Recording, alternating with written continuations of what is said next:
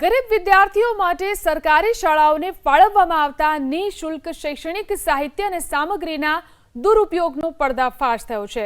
ફતેપુરાની ખાનગી touch the light English અને Gujarati medium સ્કૂલમાંથી જથ્થો મળી આવ્યો।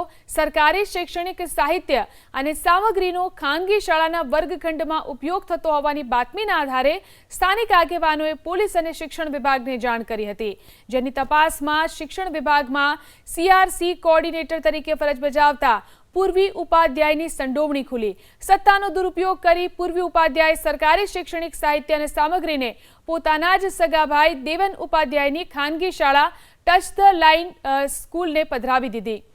પંચોની હાજરીમાં શિક્ષણ વિભાગની ટીમે તપાસ કરતા ખાનગી શાળાના વર્ગખંડોમાંથી જ્ઞાનદૂત યોજનાના 4 નંગ સ્માર્ટ બોર્ડ, નિપુણ ભારત યોજનાની શૈક્ષણિક કીટો અને સમગ્ર શિક્ષા અભિયાન હેઠળ મળતા પુસ્તકોનો મોટો જથ્થો મળી આવ્યો।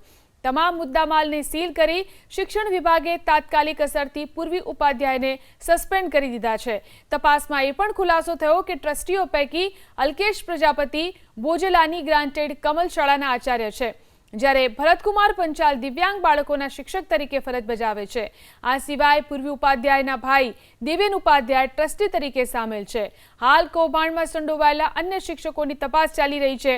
તપાસ બાદ દોષિત અન્ય કર્મચારીઓને પણ સસ્પેન્ડ કરવામાં આવે તેવી શક્યતા છે। બધી જ વસ્તુ બધા જ બોક્સ ખોલી નાખેલા છે। ખોલવા કેમ પડે? જો મૂક્યા હોય તો ખોલ્યા કેમ? અને એમને જે આ જે ડિજિટલ બોર્ડ છે એ એમ કહેતા હતા કાલે કે હું ચેક કરવા લાવી હતી, તો ચેક કરવા આપણે ઓપન કરીએ છીએ 2023 થી ચાલુ થાય છે, તો 3 વર્ષ થાય ચેકિંગના। બીજી વસ્તુ એમણે એમ કીધી છે કે ત્યાં પેલો 3 ફેજ છે, બરાબર છે। આ બધા એમના જે ગળે ના ઉતરે ને એવા રીઝન છે, અને એમને અહીં બેસવાની કેમ જરૂર પડી? હા, એ ગવર્નમેન્ટ એમ્પ્લોય છે, તો એ અહીંયા પ્રાઇવેટમાં શું કરે છે? 2 વાગ્યા પછી તમે આ સીસીટીવી ચેક કરજો, આ મેડમ તમને અહીંયા જ મળશે। ગવર્નમેન્ટ એમ્પ્લોય કોઈ ટ્રસ્ટી બી નથી થઈ શકતા, એમને નામ એમનું જ આવે છે ને આ ભાઈ છે એમનું, કેમ કે આ બધા ક્યાંક ને ક્યાંક સરકારી એમ્પ્લોય જ છે। એ સરકારી એમ્પ્લોય ક્યારે આવી રીતે પ્રાઇવેટ ના કરી શકે એટલી તો મને ખબર છે।